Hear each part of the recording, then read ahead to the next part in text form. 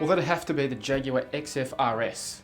Being a family man, I need a practical sedan. You know, the XF-RS is totally bonkers with its supercharged 5-litre V8 engine, that outrageous body kit with a huge wing on the back. It is over the top, but I love the fact that it's over the top. A personal favourite for me this year was the Holden Calais V. Now, we put the car to the ultimate test this year with a lap around Australia. I helped drive the car from Sydney to Perth and fell in love with its comfort across long distances. The Commodore certainly is a very special car. The Mercedes-Benz A45 AMG. This car really was a game changer for Mercedes-Benz and brought a new performance benchmark to 4-cylinder engines. Well, it has to be the HSV GTS, because never has an Aussie car had so much grunt, but at less than half the price of its European rivals, it's simply staggering. Look, I was actually really surprised with the VF Commodore this year, the breadth of the range and also the performance of those V8 ones, just fantastic. Unfortunately, one thing that's not good with the Commodore is resale values, and that'd probably turn me off. My personal favourite is the Fiat Panda. It has plenty of flaws, including one of the worst automatic gearboxes known to mankind, but it's also got a really lovable character and a very well presented interior. For me, one of the biggest disappointments is the Jaguar F-Type boot.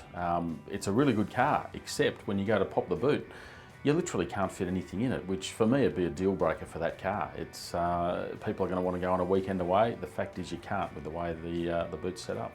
My biggest disappointment for 2013 was MG's launch in Australia. The iconic British brand, now owned by a Chinese company, was launched here well over what it should be priced, and it seems that they need to rethink things a little bit. The biggest disappointment for me in 2013 was the new Nissan Pulsar. It returned to Australian showrooms after a 7-year absence, and while it certainly wasn't the worst car produced this year, it fell short of the mark with plain styling, mediocre engine, and polarising looks, and it certainly didn't live up to the nameplate many Australians bought during the 90s and 2000s.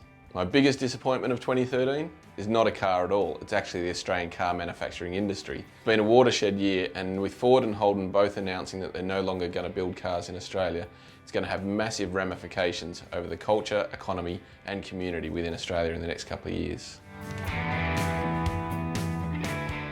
I love what Fiat did with the price of the 500 this year. That cute little retro city car, they slashed the price so that you can get a pop. It starts now at $14,000. It's different, it's fun, and it's a nice car to drive. The Ford Fiesta ST wins the best value crown for me. Brilliant handling and performance dynamics and a cracking in-car soundtrack courtesy of the Sound Symposer system. This car really helped redefine the sports car genre. The ST brings a blend of poise and performance in a hot hatch that costs less than $26,000. That is an absolute bargain, and there's nothing else like it for the money. I reckon it's pretty hard to go past our Car of the Year winner, the Mazda 6. That's a car I'd seriously look at buying as a family vehicle. Great quality, great value, and a really good thing to drive. That would have to be the MG6. Obviously it's an iconic badge, but the car that it's on doesn't deserve to wear it. It's a run-of-the-mill sedan that's quite frankly overpriced and under-delivers in every department. My worst car is the Tata Xenon. The Indian-built load lugger is worse than I was expecting it to be, and I didn't expect it to be a class leader. And when you consider its price, it's just not competitive. It showcases that the Indian brand still has a long way to go in terms of comfort, quality and safety. If I was lucky enough to win the lotto, I'd buy an SLS Black Series. Nothing comes close to offering the drama and driving experience of that car.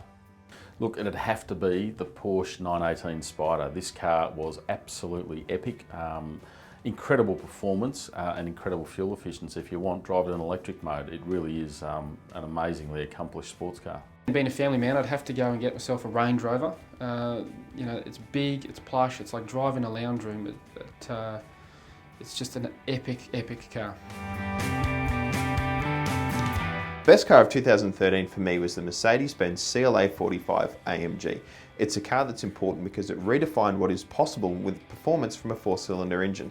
The CLA combines style and speed and practicality in a way that few other cars can compete with. It sounds strange, but the Audi SQ5 impressed the hell out of me. A diesel-powered SUV seems like an unlikely sporty car, but it works. Audi just did a magnificent job on that car. That twin-turbo V6 diesel engine is a gem, and the whole car is just done to perfection. I love it.